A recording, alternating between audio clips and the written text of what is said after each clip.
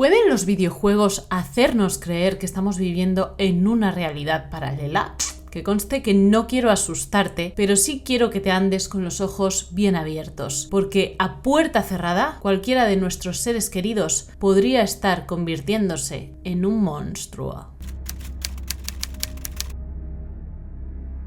¿Qué tal, mis curiositos? Sin censura, bienvenidos, bienvenidas una semana más a tu cuarto de los casos criminales preferidos. Hostia, me he quedado ahí como en blanco, como esta es la primera vez que te estoy dando esta nueva bienvenida. Espero que te encanten los 3 casos que te he preparado para esta semana. Los he hecho con muchísimo cariño, un cariño especial además, porque voy a estar contando casos de mi país, de España. Es muchísima la curiosidad que mi audiencia, que es mayoritariamente de América Latina y de los Estados Unidos, tiene acerca de los casos ocurridos aquí en España. Así que, como lo que vosotros pedís por esa boquita yo siempre lo cumplo, pues te voy a estar trayendo de momento el caso de hoy y el caso siguiente, los 2 de aquí, de España. Espero que los disfrutes un montón y además están relacionados ambos, así que es súper importante que estés muy atenta al de hoy para que puedas entender también el de mañana. Hoy vamos a estar hablando de José Rabadán, más conocido como el asesino de la katana. ¿Por qué? Pues porque se quitó de en medio a toda su familia, con 3 miembros, su madre, su padre y su hermana menor con síndrome de Down, precisamente con esta herramienta. No entréis, por favor, no entréis. Eso es lo que le decían los médicos forenses a los policías cuando llegaron a la escena del crimen. Tú imagínate si entre profesionales de este rango se andan diciendo estas cosas, lo que había allí, una escena dantesca sin duda. 3 personas, un padre, una madre y una nena con síndrome de Down se habían convertido en piezas de carnicería, básicamente. Era una completa locura porque todas las habitaciones estaban manchadas. ¿Qué fue lo que pasó? Pues vamos a comenzar con toda la historia para que veamos cómo es que el hijo de la familia, el hijo predilecto, el hijo mimado, el hijo que nunca había dado problemas, se convirtió, como te he dicho al principio de este vídeo, en un monstruo a puerta cerrada. En una persona que de puertas para afuera parecía súper simpático, todo el mundo lo quería muchísimo en su pueblo, pero dentro, tras esas paredes, tras esa fachada, ¿quién era en realidad José Rabadán? Vamos a ver primero quién era su familia y por qué el chavalote pues se convirtió en lo que se convirtió. Teníamos al padre Rafael, de 51 años, que era un ex boxeador y ahora estaba convertido en camionero. Bueno, había cambiado de profesión porque al hacerse camionero ganaba un mejor sueldo con el que poder mantener a su familia. Después teníamos a Mercedes, que era ama de casa, de 54 años, y teníamos también a la hija de 9 años, también llamada Mercedes, con síndrome de Down, y después teníamos a José, que tenía 16 años. Era de un carácter un poco, solitario, taciturno, sin embargo, sus vecinos lo querían mucho. Dicen que era un muchacho que saludaba muy amablemente a todo el mundo, que era muy respetuoso, que no llevaba problemas a casa, eso es lo que dicen los vecinos. Incluso las madres de sus compañeros del instituto lo ponían como un ejemplo a seguir porque era un chaval que nunca salía por la noche, que no bebía y pues era como ojalá todos los adolescentes fueran así. Pero José no era buen alumno y a los 16 años le dijo a su padre que quería dejar el instituto. Él prefería quedarse horas y horas jugando frente a la computadora, concretamente jugando a un juego muy específico. Estamos hablando de Final Fantasy VIII, un juego donde casualmente atacar con katana era el objetivo final, era como la manera de ganar en ese juego. El padre lo tenía asfixiado con el tema de los estudios. En verdad nunca jamás lo había tratado mal físicamente, pero sí que es cierto que con él tenía como un modo de chantaje. Le decía, si no sigues estudiando te voy a quitar el ordenador. Y el hecho de que José no pudiera jugar a su jueguecito preferido, pues para él era el peor de los castigos. Llegó un momento en el que el padre dijo, pues en vez de hacer esta técnica de quitarle lo que más quiere, voy a tratar de hacer lo contrario. Si me hace caso y estudia,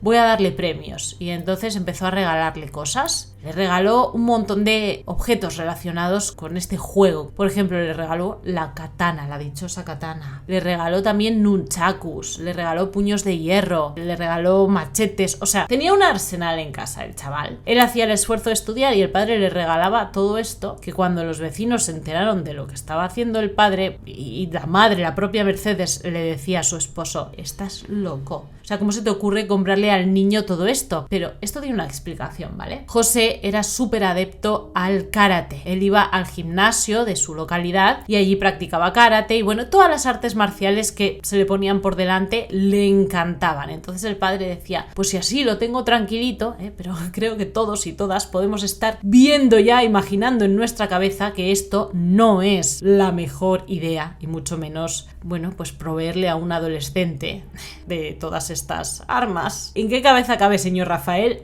No mal. Ojalá alguien le hubiera parado los pies. Con todo este arsenal en su armario, pues el señorito José Rabadán, cuando se encerraba en su cuarto después de llegar de la escuela, se lo creía solito. Él pensaba que era el personaje del Final Fantasy y andaba allí delante del espejo, hacía de todo, ponía las posturas, levantaba la katana, hacía así. Bueno, ya te digo que lo vivía, lo sentía en sus propias carnes. Pero, claro, estaba tan metido en todo su mundillo que otra vez empezó a descuidar los estudios y a principios del año 2000, Rafael, el padre, ya harto, le dijo: si no quieres seguir estudiando, si vas a seguir sacando malas notas a pesar de que te estoy regalando todo lo que me pides, búscate un maldito trabajo ya, ve a la escuela de oficios y haz algo por tu vida y aporta a la casa, o sea, porque lo que no podemos estar es aquí, que ni hagas una cosa ni otra. José dijo: pues como no me comprenden, me voy a ir a vivir solo. ¿Y con qué dinero? Alma de la caridad, si no tenías dónde caerte muerto. Se fue por la carretera haciendo autostop, pero los padres se fueron detrás de él y lo volvieron a traer a casa. Le jodieron los planes al señorito José Rabadán y aquello pues empezó a escalar cada vez más. Desde fuera sin duda no se veía, pero durante todo este año 2000 las cosas en aquella casa habían empezado a escalar muchísimo. Había un ambiente ya como muy denso, un ambiente que se podía cortar con un cuchillo, o mejor dicho, con una katana.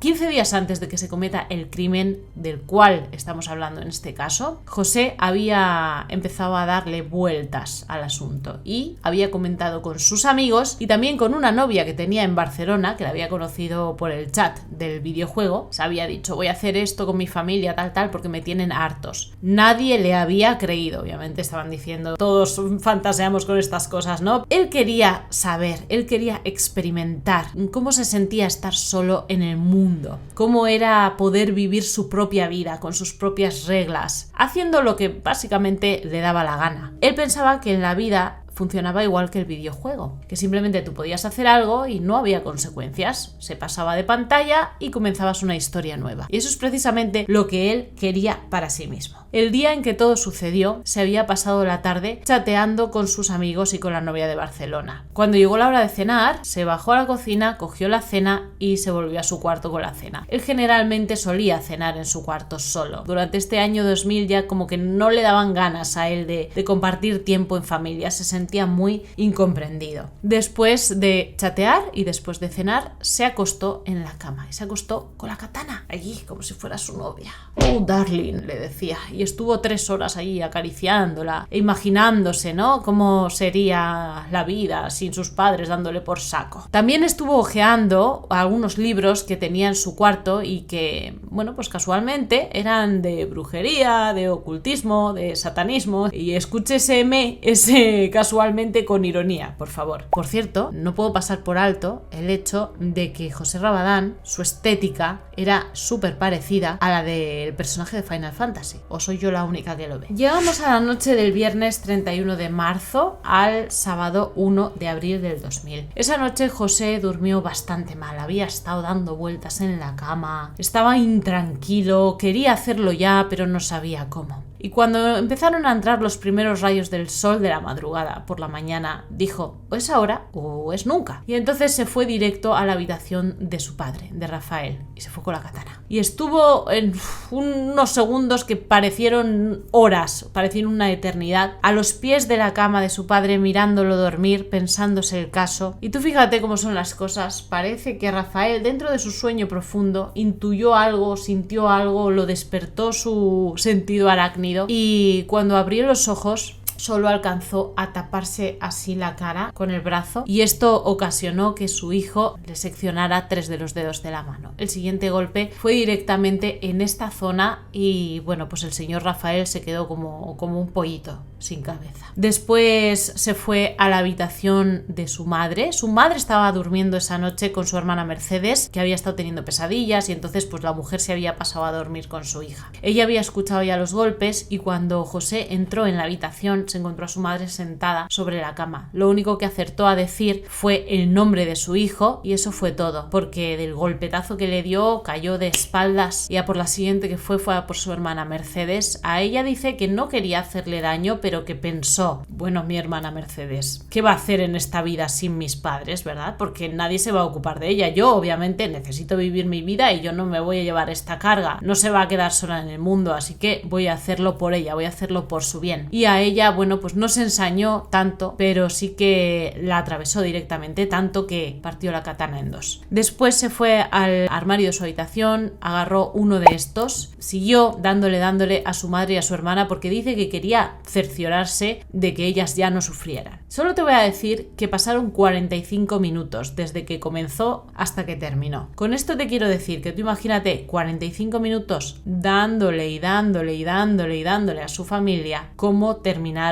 Aquello no eran ni personas. Después de hacer esto, trató de llevar los cuerpos al baño, quería meterlos en la bañera y cubrirlos de agua, ¿no? Para que el olor no empezara a salir tan pronto y a él le diera tiempo a escapar. Sin embargo, se dio cuenta rápidamente de que no podía hacerlo, y mucho menos solo, porque pesaban demasiado, y entonces simplemente se cambió de ropa, pero la camiseta interior y los calzoncillos se los dejó e iba todo manchado, claro. Eran las 7 de la mañana cuando salió por la puerta de su casa y se marchó a pie, huyendo. Por el camino, esto es algo que después en la investigación se preguntaron muy mucho, llamó a la policía para decirles lo que había hecho, también llamó a sus amigos y a su novia de Barcelona para contarles lo mismo. Ni los amigos, ni la novia, ni la policía se creyeron esta llamada, entonces él pues simplemente dijo así, vale, y siguió adelante con su camino. Se va hasta la carretera a hacer autostop. Quería llegar hasta Tarrasa, Barcelona, que es donde vive su novia virtual. Y el camino lo iba a hacer así. Él quería ir hasta Alicante y de allí iba a tomar un tren hasta Barcelona. No se había llevado las llaves de su casa, lo cual significa que no quería volver, obviamente, y llevaba lo que son 100 euros de hoy en día, antiguamente eran pesetas, en el bolsillo. 16.000 pesetas, si no me equivoco. Hace autostop en las afueras de Murcia, 2 personas lo recogen, una lo lleva hasta Orihuela y la otra lo lleva hasta Alicante. A la entrada de Alicante, una señora llamada Ana María Costa, que era policía local fuera de servicio en ese momento, lo recoge y lo lleva hasta el centro. Dice Ana María Costa que ella se pensaba que era pues un típico adolescente que volvía de fiesta, porque dice que iba como superido, con la mirada muy fija en un punto, con muchas ojeras, como muy adormilado y que no hablaba absolutamente nada. Después de que lo baja en el centro, pues ella sigue su camino, dice ya he hecho mi buena obra del día. Pero al día siguiente lo ve en el periódico en busca y captura y se da cuenta de a quién llevaba dentro de su auto. Es en ese momento que llama a la policía y es esta la primera vez que la policía tiene una pista sobre el paradero de José Rabadán. Vale, perfecto, pues nada, tenemos a José Rabadán en Alicante, que quiere ir hasta la estación de Renfe para coger el tren hasta Barcelona, pero no tiene ni puñetera idea de dónde está la estación, porque él es de Murcia. Entonces se encuentra con un muchacho que se llama Oliver, un muchacho que es de su misma edad, y hacen migas enseguida. De hecho, Oliver es un muchacho de etnia gitana que está viviendo básicamente en la indigencia porque malvive en un poblado chabolista con su abuela. Su padre está en la cárcel por toxicómano y por vender sustancias ilícitas, su madre está en un psiquiátrico, en fin, un muchacho que está también muy perdido en la vida. Le dice que lo va a acompañar hasta la Renfe, que no quiere dejarlo solo, y aquí es donde entablan una amistad. Durante el fin de semana que pasan juntos,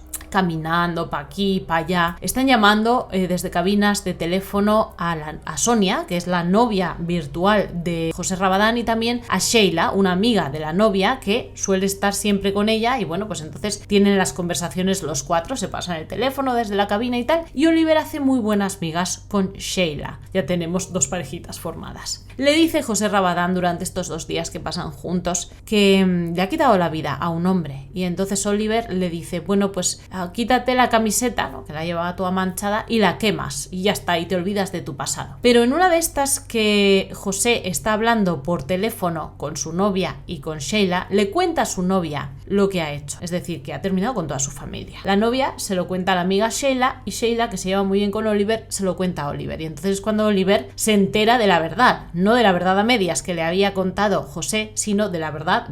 Bueno, a Oliver todo esto no le asusta, no le echa para atrás, y como ya tiene mucho feeling con Sheila, solamente por teléfono, pero él ya se había montado su película, le dice a José Rabadán que se va a ir con él a Barcelona, porque quiere pedirle matrimonio, y te puedes imaginar, ¿no? O sea, dentro de la manera que tenían de vivir y dentro de que eran unos adolescentes y estaban más para allá que más para acá, los dos, tanto José como Oliver, pues se montaron toda esta película. Entonces se van a la estación de Renfe a preguntar cuánto vale el billete y se dan cuenta de que les faltan 1000 pesetas. Ay, ¿cómo conseguimos las 1000 pesetas? Bueno, pues se van a una casa de caridad y les explican la situación. Obviamente no les explican que se habían cargado a toda la familia de José Rabadán, pero les dan las 1000 pesetas que les faltan para que los muchachos se puedan marchar para Barcelona, y se van a esperar el tren. Y allí en la estación llega el guarda jurado, y los ve sentados así con esas pintillas, y se acerca a ellos para hablar y les dice, bueno, muchachos, pues ¿qué hacéis aquí y tal, tan solos y tan jóvenes? Y eso, no, pues que vamos a coger el tren a Barcelona, que vamos a ir a ver a unos familiares y unos amigos y tal y cual. Y el guarda jurado, bueno, sin más, les dice, vale, muy bien, pero cuando se marcha,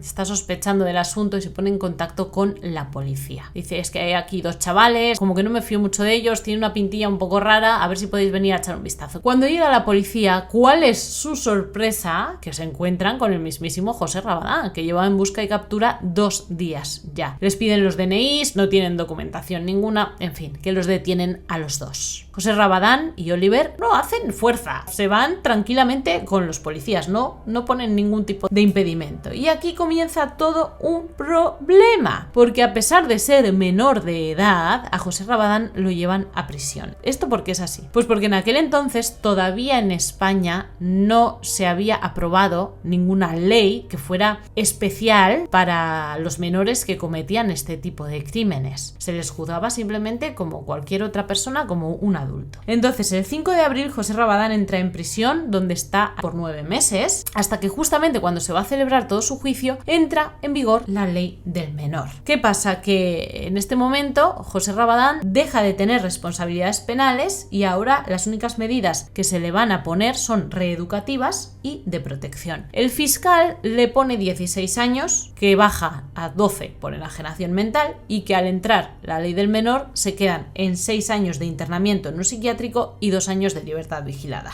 Vamos, mierda pura básicamente. El abogado tenía mucho miedo por él, por José Rabadán, y lo meten en una zona especial en la prisión de adultos, porque sí, mientras que todo esto salió, él estaba en prisión de adultos, y allí conoce a un tipo que aquí en España fue, bueno, sumamente famoso, se le conocía como el Capitán Timo, se llamaba en realidad José Manuel Quintilla, y era todo un personaje porque había logrado estafar 800 millones de las antiguas pesetas haciéndose pasar por un oficial de la Marina.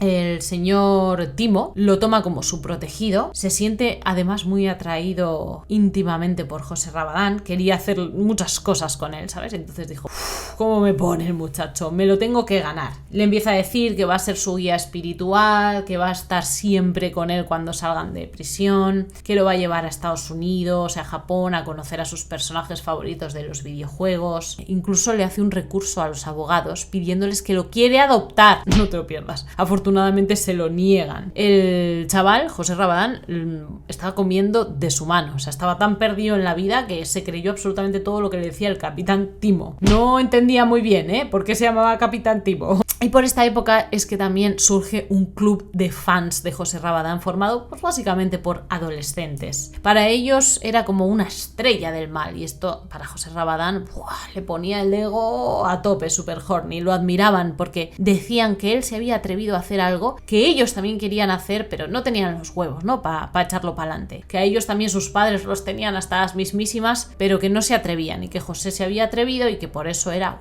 el líder.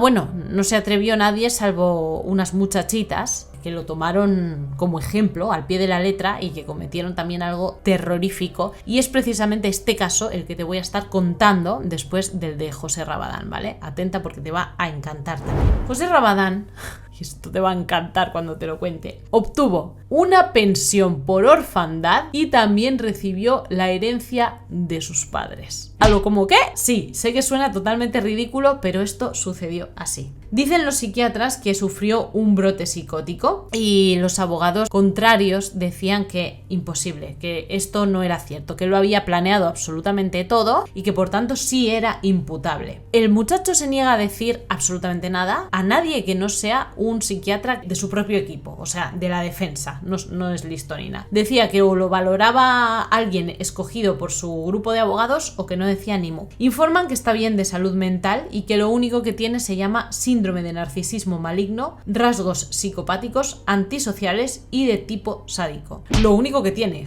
pues menos mal. Al final, ¿sabes en lo que termina la cosa? Dicen, bueno, vale, todo eso quizás es mucho. Vamos a decir que más bien tiene psicosis epiléptica. Por ejemplo, los psiquiatras de la acusación seguían diciendo que ellos no encontraban absolutamente nada de esto, que esto no se correspondía con la realidad. Pero el juicio, como ya estaba todo planeado, como ya estaba todo pactado, con los abogados con tal, habían hecho ahí un chanchullo que no veas, para quitarse de en medio, yo creo, porque en realidad acababa de entrar la ley del menor y era como que no sabemos cómo aplicarla. Entonces vamos a hacer, no sé, de la manera más rápida posible. Duró 5 minutos el juicio, porque ya te digo, estaba todo arreglado, ya todo pactado, y como él no podía estar en prisión preventiva más de 6 meses y ya llevaba 9, pues lo soltaron para la calle. ¿Y ahora qué hacemos con José Rabadán? Porque hasta que se encuentre un centro que se quiera ocupar de él, ¿qué pasa? Pues nos encontramos con un chaval de 16 años que está vagando por las calles, que no tiene familia. Bueno, si en realidad sí tiene familia, pero lógicamente no se querían hacer cargo de él. Imagínate, ¿quién lo mete dentro de su casa? Los abogados defensores fueron los que se tuvieron que hacer cargo de él, porque ¿cómo lo dejaban por ahí por la calle? Entonces, fíjate lo que viene a partir de este momento. Tenemos un centro de menores de Valencia que dice que sí, que se va a hacer cargo de él, pero justo el día antes de ingresar dicen que no, porque se habían enterado de lo que había hecho y les parecía como muy peligroso y dijeron, no, que no lo queremos. Así que los abogados se tienen que ocupar de él durante 15 días, hasta que logran encontrarle otro sitio. Y se lo llevan de excursión por Valencia, básicamente. Lo disfrazan, digámoslo así, le ponen gafas, le cortan el pelo para que nadie lo conozca y se lo llevan a hoteles donde los dos abogados que tenía, pues pasaba uno una noche con él, otro otra. Estuvo haciendo turismo, lo llevaron a hacer senderismo porque decían que había estado muchos meses encerrado y que él lo que necesitaba era estar en contacto con la naturaleza. Fantástico todo. Dice que era un muchacho educado, que hablaba bien, vamos, que nadie se podría haber imaginado que iba a hacer una cosa así. Estuvo 10 días en un apartamento en Los Alcázares, completamente solo, viendo 8 películas diarias y esperando a que llegaran los abogados para pasar un rato con él, pero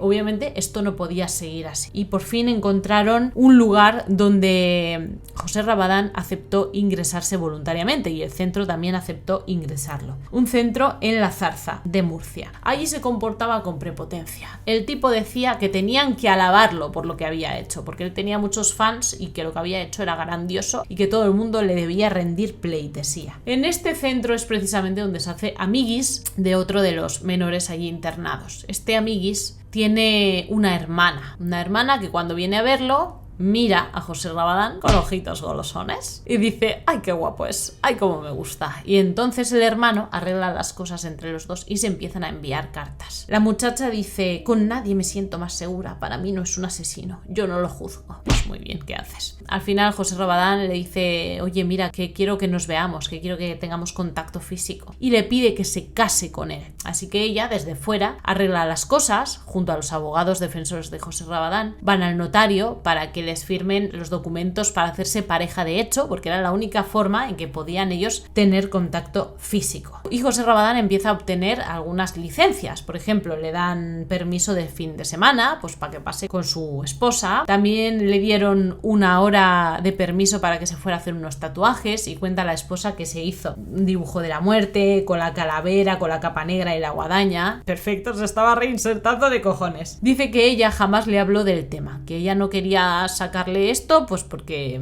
para no fuera él a pensar que ella tenía miedo o que ella quería saber más del asunto. No, simplemente para ella lo que José Rabadán había hecho no existía. Pero un día hacen una salida a un huerto y José se escapa del centro. La llama a ella, dice que me he escapado porque me quiero ir contigo. Y dice la esposa, madre mía, la que me ha caído ahora encima. Se hacen eco los medios de comunicación porque el Centro de Menores de Murcia puso en conocimiento de la prensa y de las autoridades que José Rabadán se había escapado, y empieza a cundir el pánico entre todo el mundo. El tipo se pone a hacer autostop porque quería llegar hasta su esposa, y tú fíjate cómo es la vida, cómo es el karma. Es un policía el que lo ve haciendo autostop, lo recoge, lo monta en el coche policial y se lo lleva de vuelta al centro de menores. Allí se lo entrega y le ponen una sanción. Por ese tiempo, un tipo con el que él había hecho muy buenas migas en la cárcel de adultos, no me refiero al capitán Timo, me refiero a otro tipo, le escribe una carta y le dice que se ha enterado de que existe un centro en Cantabria que se llama Nueva Vida, que es una casa evangélica, y que él allí podía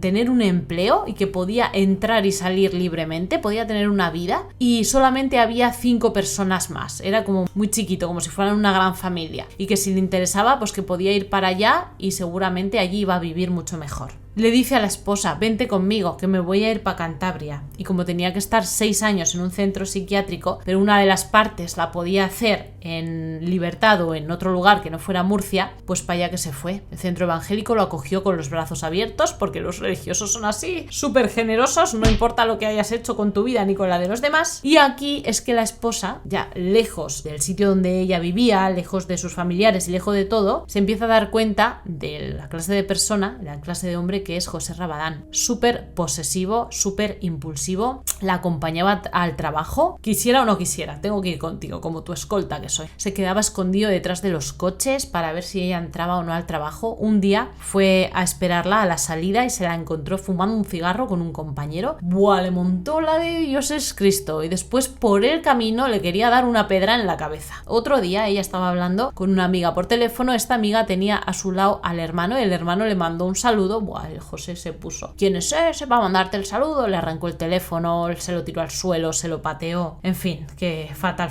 Pero ¿qué pasaba? Que la muchacha esta trabajaba los domingos y José iba a la iglesia evangélica, y allí, pues mira, roneaba con unas, roneaba con otras. Total, que se entera su esposa, la de Murcia, y le dice, te vas a ir a tomar por saco, yo me piro de nuevo para mi localidad, o sea, y te quedas aquí con lo tuyo haciendo lo que te da la gana, no, vuelve conmigo, le insistió tal, y ella dijo que no.